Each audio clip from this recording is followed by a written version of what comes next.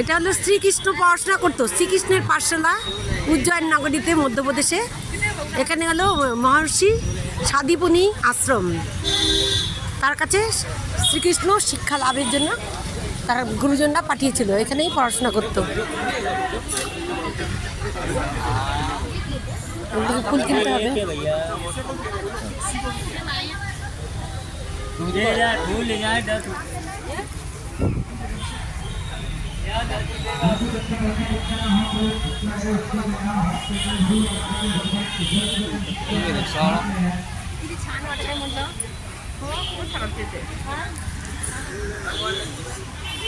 শ্রীকৃষ্ণের পাঠশালা গুরুকুলে, এই যে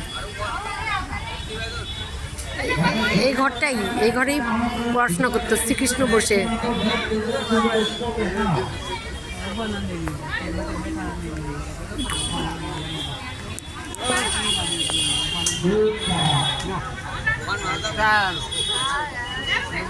শ্রীকৃষ্ণের পাঠশালা আমরা যাচ্ছি।